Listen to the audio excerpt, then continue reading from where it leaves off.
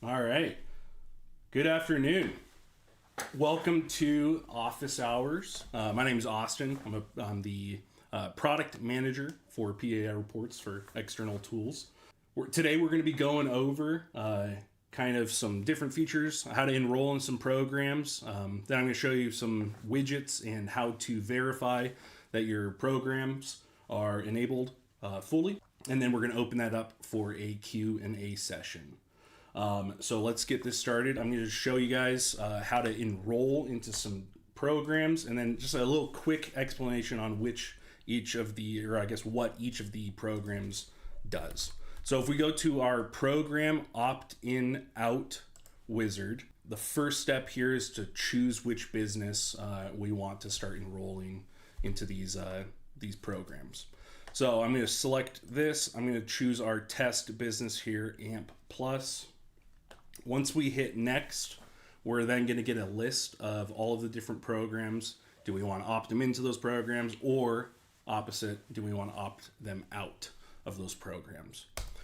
So real quick, like I said, I'm going to go over these in not too much detail. If you have questions about, or I guess more in-depth questions, you can ask them at the end of this when we open it up for Q&A, or you can reach out to our market partner support team or our sales team to ask those questions. We have these programs actually broken up into different kind of sections. So we have Cardless Cash, International, we have Surcharge Free, some classification stuff, and then what we call features.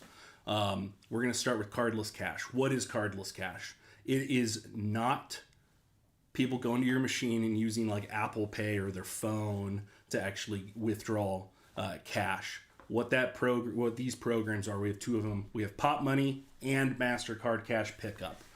Both of those programs are actually through people's banks.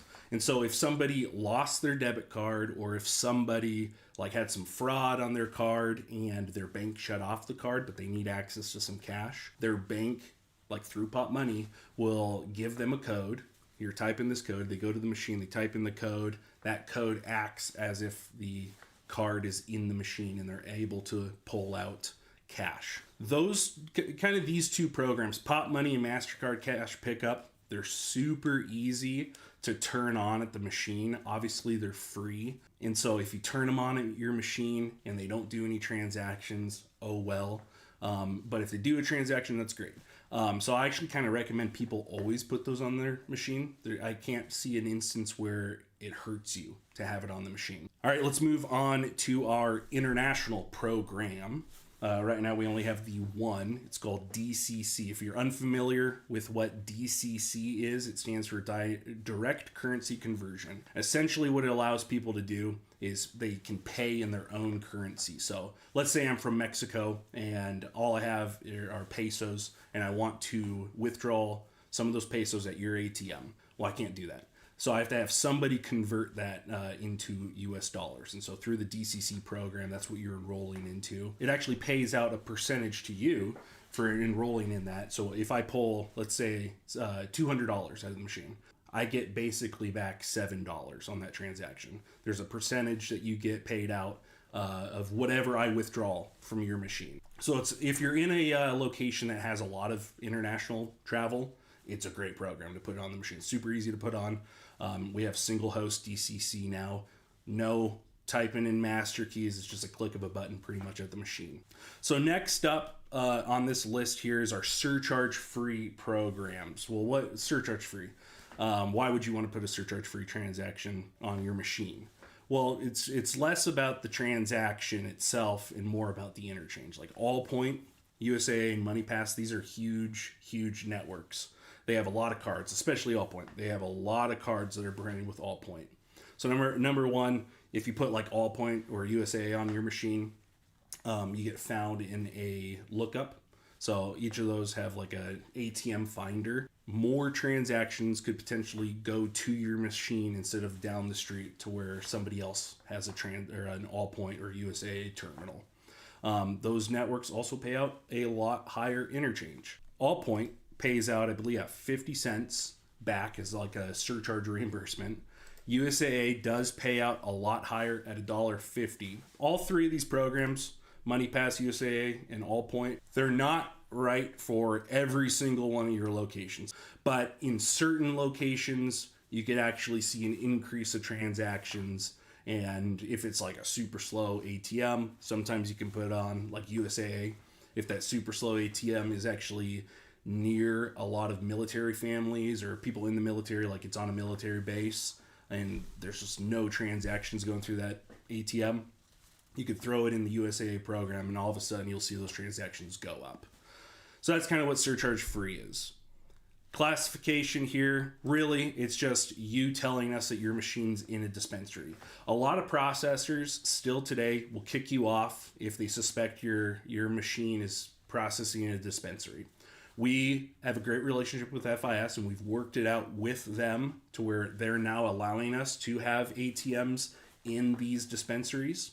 And dispensaries go through a ton of cash. They're great locations. They're cash only.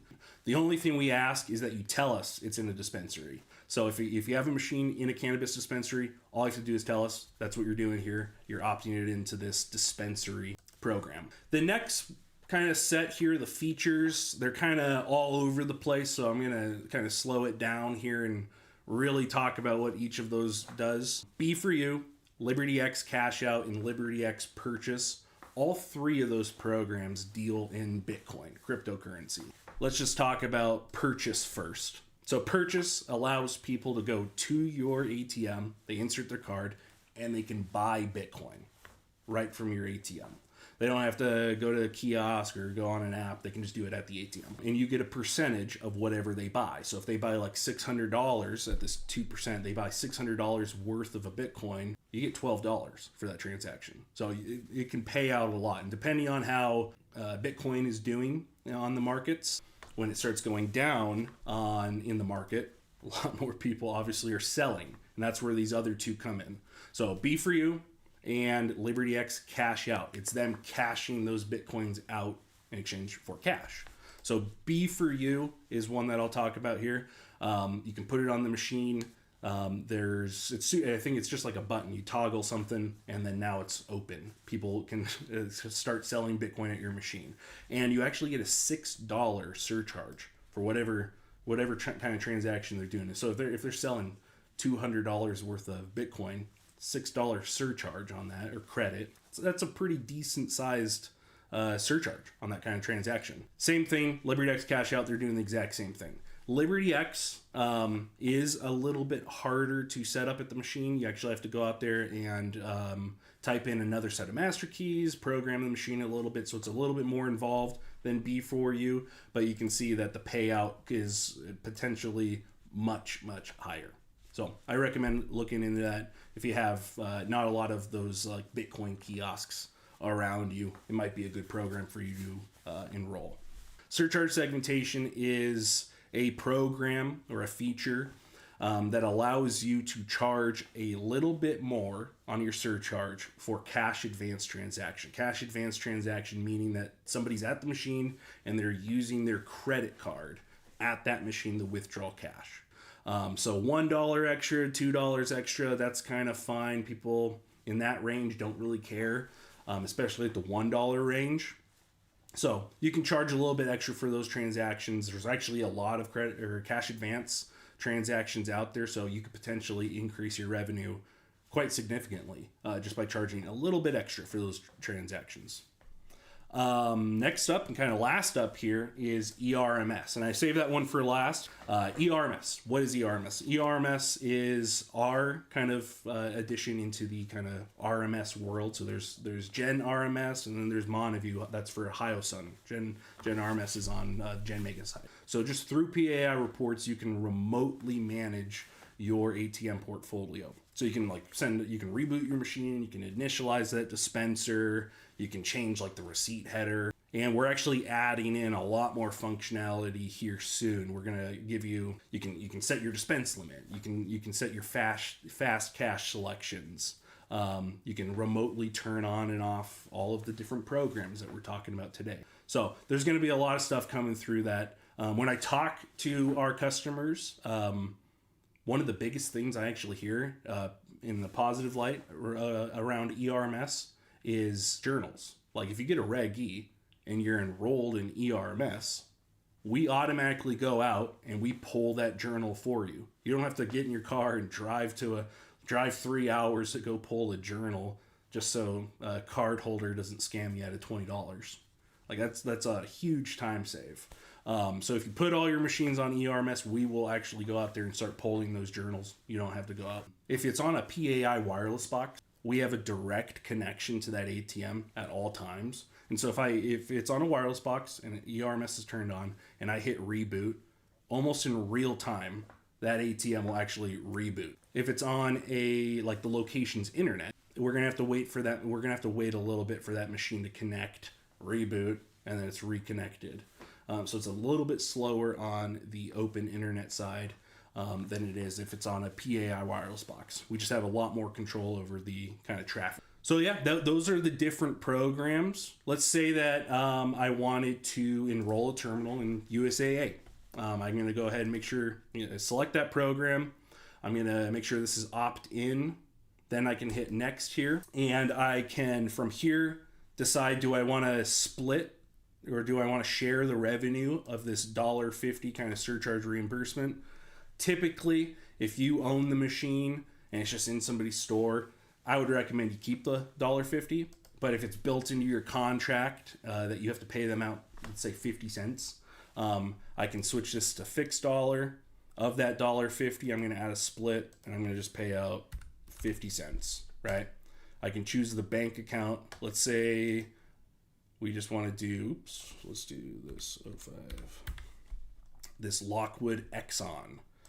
I want to pay Lockwood, our test merchant here, 50 cents every USAA transaction that goes through.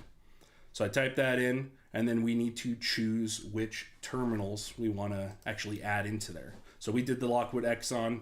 That's who we're paying out. So I'm just going to select our Lockwood Exxon here, our terminal, hit next. And then we kind of get our review and confirmation screen. So I can see this is how it's getting paid out. I'm enrolling in the USA program. It's going to be effective as of the 1st of February. And then here's kind of like, again, another explanation on what I'm doing. So I can hit I agree submit, and then that terminal will then be in that surcharge free network, that USAA network, and it'll start, hopefully bringing more people to my machine. So that's how you enroll in a program.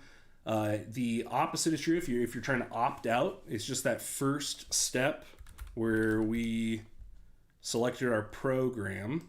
Let me choose the market partner here again. Test business.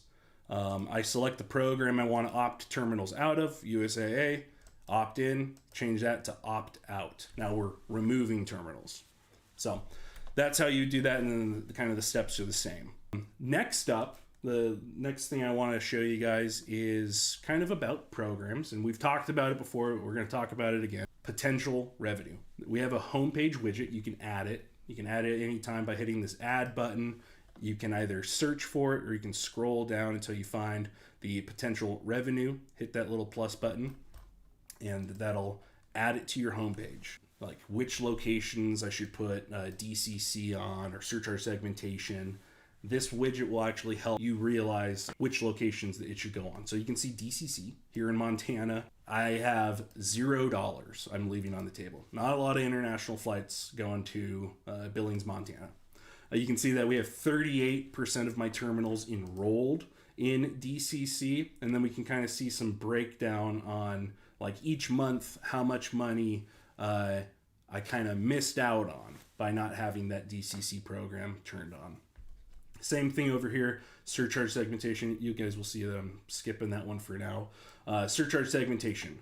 7% of my machines are turned on. I'm leaving $13 potentially on the table, and if I just turn it on, I can actually start earning $13 extra a month. Your numbers, if you start looking at this, are probably going to be a lot higher than this. There's not a lot of real transactions going through our test business here, but it's a good thing to kind of look at. The next one, in the one that I kind of skipped over here, is enhanced balancing. The reason I skipped over it is because we didn't discuss it before. What is it? You don't have to actually enroll that on PAI Reports.